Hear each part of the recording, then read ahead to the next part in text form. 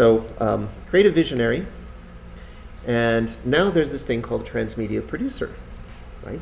And a creative visionary typically creates for a single format. So they do everything they need to do in order to make a great movie, let's say, for a moment here. So, you know, pick your favorite, you know, writer, creator, director, and put them up there in the creative visionary role. And we've been through 50 to 75 years of entertainment, of everybody in the entertainment industry being trained how to do just exactly that. And guess what? It's worked brilliantly for that amount of time. We have some incredible entertainment, and arguably we're in the next golden age of entertainment right now. But now there's all the rest of this.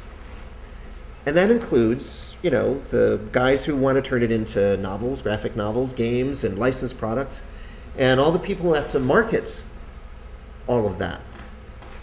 So I want you, I've been in these meetings. I want you to imagine sitting in a room for a moment with the people from the games business, and you're showing them a motion picture.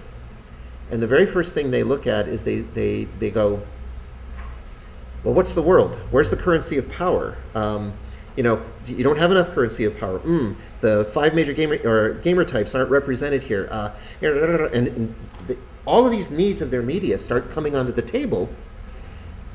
And the company that owns this, who the Transmedia producer is working for, really is incentivized to do his best to try to make the property so it will work for them.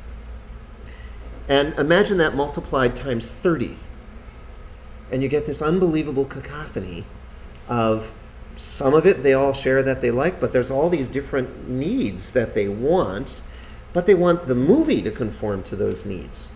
Instead of the movie just sort of being another one of the expressions of they want the movie to conform to those needs. So what comes rushing into the room is this idea of consensus.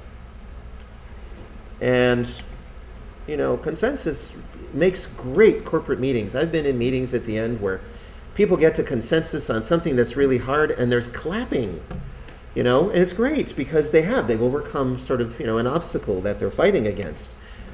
But it's not good story, and it's sure not good mythology. It's soup.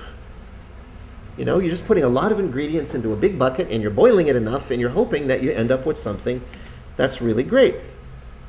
So if there's a muse, we're not leaving any room for her at all. We're stuffing enough people in the room now with these grand mythologies that we're not giving the muse the chance to go, does this feel right? So what's the remedy for that? The remedy for that is you or me or some other creator knowing enough about what's necessary in those other media.